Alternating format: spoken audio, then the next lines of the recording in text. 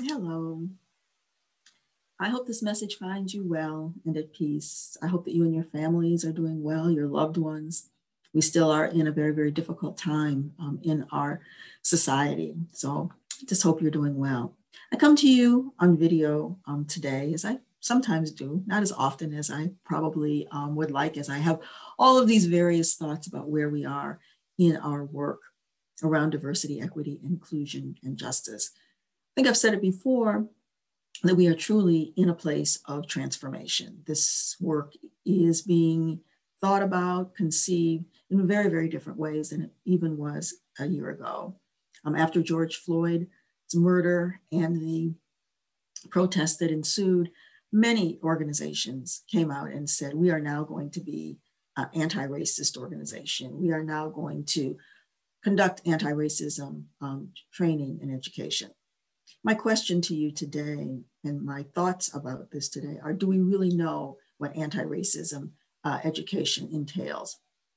It is very different from diversity, equity, and inclusion training. It's different from the idea of belonging and the idea that everybody matters. It is really very pointed education around the history of racism, a history that has been untold or inaccurately told or omitted. And many people at the time last year were saying, we don't know the history. We don't know what racism has looked like. We don't know what it currently looks like. In my book, Black Fatigue, I talk about then is now, that many things that were inequities and even autocracies and violence are still happening today. So when organizations say that they want to do anti-racism training, it really is about starting, with that history. It really is about going deep and understanding some of the concepts that people don't like to even use the word. It's about understanding systemic racism. So racism isn't even a word that was used in the corporate world a year ago for fear of lawsuits, right? Certainly the term white supremacy culture was not used in the corporate world. It sounds like, people with hoods and white nationalists and hate groups. So we have to understand that this language must be used and must be understood when we talk about racism, when we're doing anti-racism education, when we're doing anti-racism training.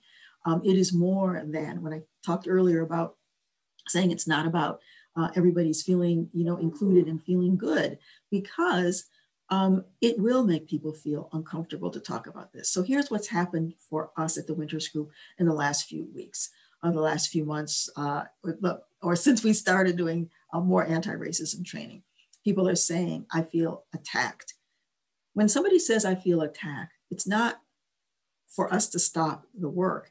It is for the individual to go deep within and say, why did I feel attacked? Here's the example.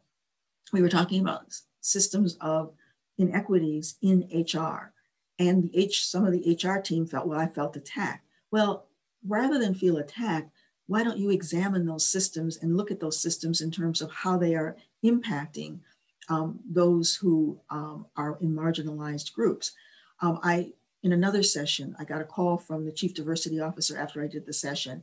And one of the leaders said, as soon as she said white supremacy culture, I stopped listening. So again, go deep within. Why did you stop listening? What is it about what's going on for you? So this idea that we cannot have discomfort, this idea that this work should be happy work. And that's what I mean when I talk about the words like belonging and inclusion, that's happy work. Anti-racism work is not necessarily happy work. It's truth work. It is uncovering where we have been. It is talking about the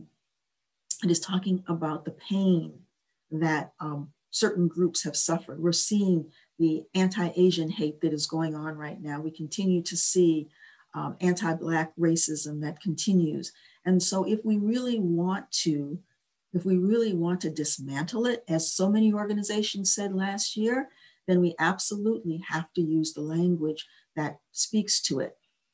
Just yesterday, a client wrote an urgent email as we are getting ready to embark upon some anti-racism training. Can you send me some data, some evidence, some studies that show that anti-racism training actually works. No, I can't send you any data or studies that show. Did you ask for data or studies that show that unconscious bias training actually works?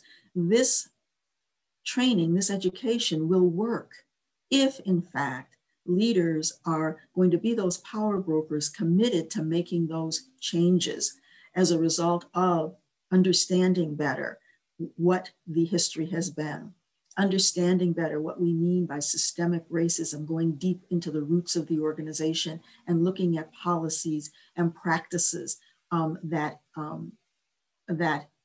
impact marginalized groups. And so I would invite you and encourage you to stick with the anti-racism education. Yes, there will be backlash. Yes, there will be people who are saying, this makes me feel uncomfortable. The education is not about making people feel comfortable. It is about telling the truth, uncovering the inequities so that we can finally make change. Please do not make this a moment. This is a movement. It's a hard movement. We're going to, as I say, get a lot of backlash. We're seeing it in the media. We're seeing it everywhere. We've got to stick with it. We have to be steadfast. So I encourage you and invite you to be strong, seek support for those who are supporting this work. And if you just need to talk, I'm here.